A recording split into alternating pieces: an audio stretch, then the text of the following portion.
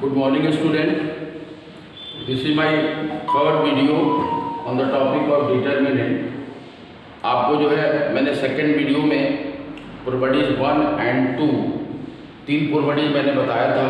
तीनों प्रॉपर्टीज पे कुछ जो है क्वेश्चन कराए थे, उसी में जो है कुछ क्वेश्चन और आगे हम आपको करा रहे हैं। This is the most important question. Prove that determinant of 1 1 1 a b c a square b square c square is equal to a minus b into b minus c into c minus a। आपको इसे proof करना है। हमने प्रूफमेंट start किया। Determinant 1 1 1 a b c a square b square c square। अब हमने आपको properties बताया था। एक तो तरीका ये है कि हम इसको डायरेक्ट जो है एक्सपांड कर दें फार्मूला को लेकर के, और फार्मूला से जो है हम लोग कर ले सॉल्व, उससे भी हो जाएगा, बट बहुत कॉम्प्लिकेटेड होगा क्योंकि यह एक लीनियर इक्वेशन मिलेगा। उस लीनियर इक्वेशन को फैक्टराइजेशन में, हमारा जो प्रूफमेंट है वो फैक्टराइजेशन में है, तो आपको लीनियर इक्वेशन को फैक्टराइजेशन में कन्वर्ट करना पड़ेगा। काफ़ी आपको टाइम लगेगा, बहुत कंफ्यूजन भी होगा। तो हम दिए गए क्वेश्चन को प्रॉपर्टीज में यूज करते हैं और इसमें जो है मैक्सिमम वैल्यू को जो है कुछ जीरो बनाते हैं या कुछ जो है ऐसा बनाते हैं रो या कॉलम में कॉम्बिनेशन कि हम कुछ कॉमन ले सकें।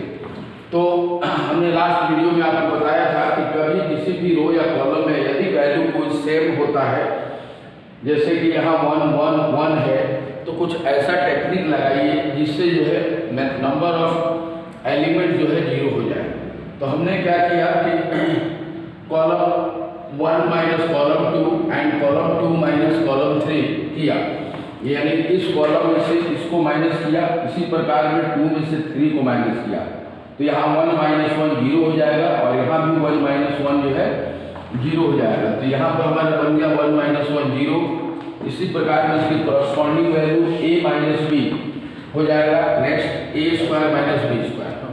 सिमिलरली कॉलम 2 से कॉलम 3 को माइनस करोगे तो 1 minus 1 zero, next b minus C, और नेक्स्ट हो जाएगा b square minus C square. हमने कॉलम 3 को कुछ भी नहीं किया है। अब हम यहाँ पर क्या करते हैं, देखिए कि कॉलम 1 और कॉलम 2 में a माइनस बी यहाँ भी है, ये हमारा a square minus B square है। यदि मैं इसको फार्मूला में स्प्लिट करूँगा तो क्या बनेगा a plus B into a minus b, यानी इसमें भी a माइनस बी, इसमें भी a माइनस बी और जीरो में भी a माइनस बी, क्योंकि जीरो में a माइनस बी का मल्टीप्लाई करेंगे तो जीरो ही होता है। तो यानी हम वहाँ से भी कॉमन ले सकते हैं। तो हमने फर्स्ट जो कॉलम है उसमें से a माइनस बी को कॉमन ले लिया। इसी प्रकार सेकंड में से जो है b माइनस सी को कॉमन ले लिया, परंतु थर्ड वाले में से कॉमन नहीं मिल रहा है तो हमने उसको वैसे ही छोड़ दिया। तो हमारे यहाँ क्या हो गया 0 0 1, फिर यहाँ हो गया 1 1 1, यहाँ हो गया a प्लस बी, यहाँ हो गया b प्लस सी, और यहाँ हो गया c स्क्वायर। और एक शॉर्ट तरीका है कि यदि कहीं भी जो है 2 जीरो कंटिन्यू होता है और उसके करस्पॉन्डिंग वैल्यू जो है यदि 1 होता है, तो आप 2 जीरो के सामने जो एलिमेंट होते हैं केवल उतना ही का लेकर के एक नया डिटर्मिनेंट बना सकते हैं। तो यहाँ पर देखिए 2 जीरो हैं और उसके करस्पॉन्डिंग वैल्यू 1 है, इनके सामने की वैल्यू यानी 1 1 a plus B and b plus C, ये लेकर के हमने 2 इंटू 2 का एक डिटर्मिनेंट बनाया। और इस डिटर्मिनेंट को जो है हम यहाँ भी अब प्रॉपर्टी लगा सकते हैं, क्योंकि यहाँ भी वैल्यू देखिए दोनों सेम है, लेकिन हमने प्रॉपर्टी नहीं लगाया है क्योंकि अब 2 इंटू 2 का डिटर्मिनेंट है, तो इसको सॉल्व करने में जो है कोई प्रॉब्लम नहीं आएगी। तो हमने a minus B into B minus C, और इसको लिया 1 into B plus C minus a plus B into 1। अब इसको हमने सॉल्व किया तो a minus B into B minus C, और यहाँ पे माइनस ब्रैकेट को ओपन कर दिया तो b प्लस सी माइनस ये प्लस जो है माइनस में कन्वर्ट हो जाएगा, तो ये हो जाएगा माइनस a माइनस बी, वो माइनस बी और प्लस बी कैंसिल हो गया, क्या बच गया c माइनस a। तो इस प्रकार से हमारा आ गया a minus b b minus c into c minus a, जो कि हमें प्रूफ करना है। तो हम किसी भी क्वेश्चन में यदि प्रॉपर्टीज को यूज करते हैं तो हमारा कैलकुलेशन वाला जो पार्ट होता है वो काफ़ी जो है इजी हो जाता है। जैसे इस क्वेश्चन में हमने यहाँ पर इसको कहते हैं एलिमेंट्री ऑपरेशन, प्रारंभिक संक्रिया। तो हमें यह जो है रो और कॉलम दोनों में जो है एप्लीकेबल होता है। और आपको जो है माइंड में रखना होगा कि यदि जो है सेम एलिमेंट रो वाइज है, जैसे कि यहाँ पर रो वाइज है, फर्स्ट रो में वैल्यू सेम है, तो रो वाइज है तो कॉलम का ऑपरेशन लगाइए, और यदि कॉलम वाइज है तो आप जो है रो का ऑपरेशन लगाइए, तो आपका जो है क्वेश्चन बहुत आसानी से बन जाता है।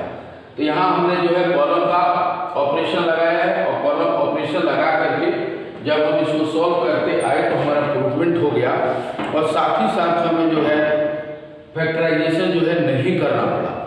अब यही क्वेश्चन जो है आपको कई तरीके से भी एग्जाम में पूछ सकता है। एग्जाम में जो है आपको जो है ये क्वेश्चन जो है थोड़ा सा चेंज कर देगा, यहाँ पर रो को कॉलम में और कॉलम को रो में कन्वर्ट करके भी कर सकता है।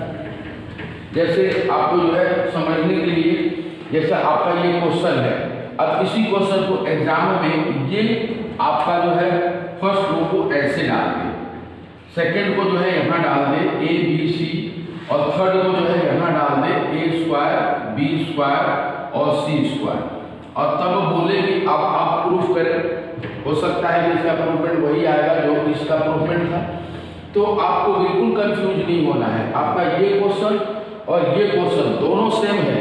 अब यहाँ पर जो है दो तरीके से आप बना सकते हैं। यहाँ पर देखिए 1 1 1 यानी सेम एलिमेंट आपके पास में किधर से मिल रहा है, कॉलम वाइज मिल रहा है। तो कॉलम वाइज मिल रहा है तो रो ऑपरेशन लगाइए, यानी जैसे वहाँ पर आपने C1 माइनस C2 लिखा था, यहाँ पे आपने R1 माइनस R2 का यूज करें और R2 माइनस का R3 का यूज करें। बाकी प्रोसीजर जो है वैसे ही रखें। एक तो ये तरीका है। दूसरा ये तरीका है कि आपको जो है डिटर्मिनेंट की प्रॉपर्टी जो है पूरी की पूरी प्रॉपर्टी आपके माइंड में होना चाहिए। आपको मालूम है कि हम लोगों ने प्रॉपर्टीज पढ़ा है कि यदि रो को कॉलम में और कॉलम को रो में चेंज कर दिया जाए तो डिटर्मिनेंट के न्यूमेरिकल वैल्यू पर कोई भी फर्क नहीं पड़ता है। तो हम यहाँ पर जो हमारा फर्स्ट कॉलम है उसको फर्स्ट रो में कन्वर्ट कर सकते हैं, सेकंड को सेकंड में कर सकते हैं, और थर्ड को थर्ड में कर सकते हैं। तो फिर हमारे पास में वही क्वेश्चन जो है वापस आ जाता है। तो हमें जो है थोड़ा सा जो है माइंड में प्रॉपर्टीज को रखना पड़ेगा, और साथ ही साथ जो क्वेश्चन एग्जाम में आएंगे तो उन क्वेश्चन पर भी फोकस करना पड़ेगा कि क्वेश्चन कई प्रकार से रो और कॉलम में वो थोड़ा सा जो है चेंज करके देता रहता है। तो इस प्रकार से जो है आप डिटर्मिनेंट जो है ये क्वेश्चन काफ़ी इंटरेस्टिंग होते हैं और टोटली जो है डिपेंड होते हैं प्रॉपर्टीज के ऊपर। तो आप प्रॉपर्टीज को माइंड में रखें और क्वेश्चन को जो है सॉल्व करें, आपका क्वेश्चन बहुत आसानी से बन जाएगा। ठीक है, ओके, थैंक यू।